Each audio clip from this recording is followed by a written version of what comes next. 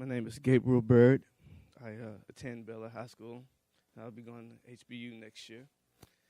Um, there have been many challenges and signs in my life that have forced me to see Jesus work through me and become the responsible, mature adult that I am today. I've been through many difficult experiences, things that children and teens are not expected to go through until they're adults, if ever. These experiences have made me give my life to Jesus, who has been there from the beginning and has had a plan for me my whole life. Jesus is so good to us, even though we don't see it sometimes, but I always stand in awe for the unconditional love he has showed us through our spirits.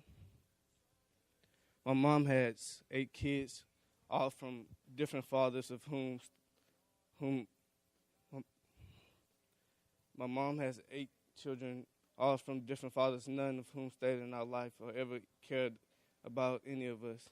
For us, 4 of us don't even know who our fathers are. All we know is that they paid child support. My mom had her first child when she was 15 and her second when she was 20. She did not go to college because she had to take care of her family while being harassed by her different fathers.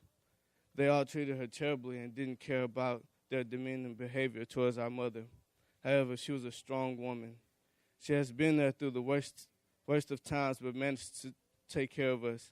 I am one of the middle children in the family and have the most difficult spot in the household. When I was young, my mom used drugs and sold them to make a living because she did not have an education or a job. She would come home acting crazy, and all I could do was take her hurtful behavior because she was the only adult I had in my life. When I was in the first grade, the police kicked our door in and took my mom to jail for 8 months for selling drugs. This resulted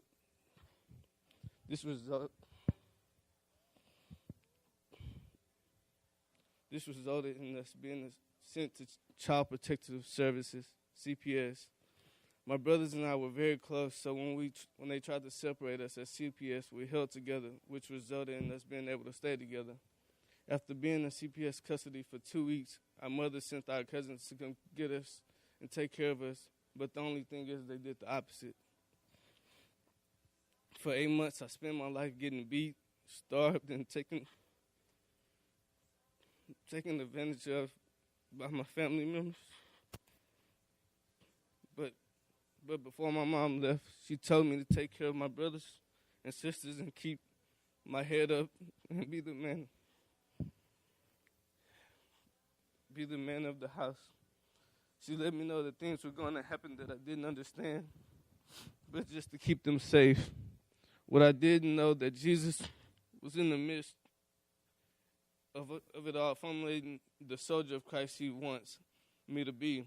My young life consisted of me taking care of my siblings and making sure everything was okay with them. We were fed leftovers, so I made sure they ate before I did. Make sure they were clean and took a shower before bed. They were the love of my life, and it was good to see them happy in such a bad situation. Because of all the abuse we experienced, I was not being sent to school more than once a week. I had to repeat the first grade. At this age, I really didn't realize that Jesus was doing what Jesus was doing for me through the storm, but I knew I was doing something right. Once she got out, things got worse. She got out of prison with a bad attitude and just took all her anger out on us because things were rough. She did give up drugs and try to get back on track, but once you have 3 misdemeanors and a felony on your record, it's kind of hard to get anywhere in this society. So we were still in the same position we were before she left. What hurt the most is that I was expecting her to be better and realize what she had done to leave us abruptly. But it seemed like they never crossed her mind. She was more furious about things that happened before she went in, and it made it really hard to cooperate with her being a man of the house. My older siblings had a hard time getting along with my mom my older siblings had a hard time getting along with my mom, so once they got in high school, they left to live with their dads because they just couldn't take my mom anymore. So once I was 6, they were all gone, and I ended up being the oldest in the house. My mom's attitude was like being strapped against your own will and whipped until she felt she was done. when it comes to me, unfortunately, I was one of the ones that didn't have a dad, so I had to take the pain from her, and there was nothing I could do about it. My mom feels whatever she says and thinks is right, so no matter what anyone says, you can't tell her what to do. My life was full of pain from her, not realizing how much pain we went through when she left so that she can just come back and act like nothing ever happened.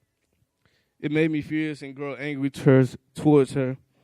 We would get into many fights and couldn't get along. I've gotten kicked out and ran away numerous of times. Things weren't going right for us as a family, and it was weighing down on us. On top of that, we lived in a really bad neighborhood full of gunshots and drug transactions all the time.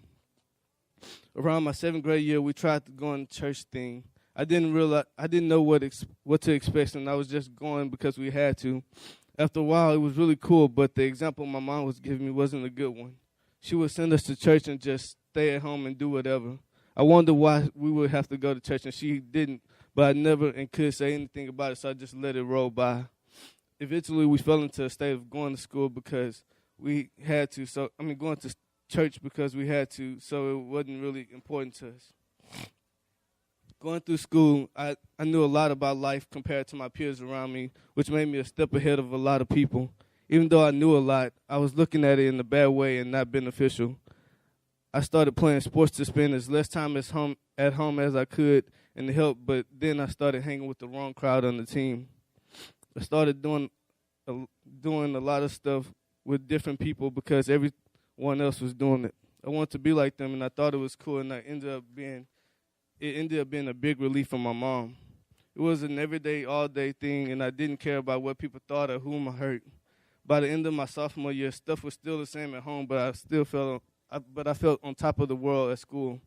I was on top of everything and had everything I wanted. I was stressed at home, but relieved by the thrill, passion that were going around me, which canceled out my home issues. I was still in church, but my spirit wasn't there. All the decisions I started to make was out of full anger of my past, and there were things that I was going through that wasn't fair. All I tried to do was the right thing and got treated like trash, just thrown away because I wasn't important anymore. I started doing stupid things that I knew I would have to pay for later, but it didn't matter. I felt I had been through worse, so I was untouchable. But what I didn't realize that this was the end of the line for the games I was playing. God's full wrath was about to come upon me into full action. I had made a really bad decision my second semester of sophomore year that caused me to lose everything of the little things I did have. I would find a way to get myself out of bad situations with lies, cheating, deceit, but this one was different. There was no way out and nothing I could do about the trouble that was in my life. My dignity, my reputation, everything was gone. I felt at the end of the world. I was being destroyed on all sides of life, at home, at school, through family and friends. I had nowhere to go and nothing else to do. I was at the end of the world, floating in the atmosphere by myself, all alone there. I didn't know Jesus, so I knew I couldn't come to him with all my sinful ways. I was too dirty for him to help someone like me, so I didn't even bother trying to talk to him. On one of my darkest days, I got a message from the sponsor of FCA, Brian Berry, saying he wanted to talk to me. I didn't know what to expect from it because I'd never talked to him before, but he was sponsored of FCA, so I knew he was help. I was already torn to pieces, so it couldn't have gotten worse. He came to me with open arms and wanted to help. I hadn't had anyone come to me like he did. To have a meal just let me know everything is okay and just to let me know I am not alone. Not alone. He told me how through the situation he found Christ, then asked me did I know about him. I told him how I go to church, but I didn't really care because I told him how I go to church, but I didn't really care. But if it helped him, I wanted to know about it. He showed me all the ways to get back up from this pit I was in. We met every day and studied, talked, and witnessed together. This was the first time I had ever felt something like this, and it was amazing. A man who took his time out to show me how to be a true man of God. It made me extremely comfortable with him, and I ended up telling him everything about my life. He opened up to me, and it felt good. After all the studying, I learned a lot of who my true father is. I came to know Jesus, and he's been there holding me through all my trials and tribulations. Jesus has been holding my hand and walking with me through all these aspects of life to better myself so that I'll be prepared for the path he has planned for me. I had realized all these things were happening to me for a reason. I had an extreme wake-up call and my whole life flipped upside down. Even though I had no one, I felt I had everything studying and finding Jesus in my life. The whole summer I spent my time studying day in and day out about the unimaginable love of Jesus, who is the rock of my salvation. I gave my whole summer up to just to know Jesus more and more. My fire was inflaming, and I was getting hungry more and more to know more and more. It was amazing, and everything started to change inside me, learning from the Lord Jesus Christ how to live the life the right way and what's important to life. One day in the summer, I sat down with Barry and gave my life to Christ officially. I came to find out that Jesus is all I needed the whole time. I started taking everything serious. I started teaching at church and getting involved in different ministries. I started sharing my life with people because I figured it was helpful to others. I started to be a leader at home, school, work, pretty much everywhere I went. Jesus blessed me by putting me in the path of First Presbyterian Church to see the fullness of his glory. My church doesn't have anyone there my age nor any youth group, but Jesus knew what I needed and opened the doors of this beautiful church to me, and I give him all the glory for that. This is a temple of God which has opened my eyes and allowed me to witness fellowship in a way I haven't before. I love that Jesus found enough favor in me to put me in such a spiritual high place that I can't do anything but thank him. My life completely changed in finding Jesus, the one who has removed my sins by dying for me to give me a second chance to do so many deeds and be a slave to my mom and everyone else because I love helping, but I just wanted it back, and I see Jesus give me it all into infinity. He's the top of my world, and I wouldn't give it away for anything because I have a true love and a joy that dwells deeply inside me that no one can take away. I don't feel alone anymore. I don't have to witness pain or give pain because I'm free from it. All my family problems, friends, neighborhood struggles are all gone. Jesus has washed them away. I'm free. My Father has took me in and holds me close and would never let go. And for that, I praise his name and spread the love and joy around to everyone I can for the rest of my life. I have overcome many obstacles in my life by the grace and overflowing love of Jesus, who called me to a promise before I even knew there was a promise.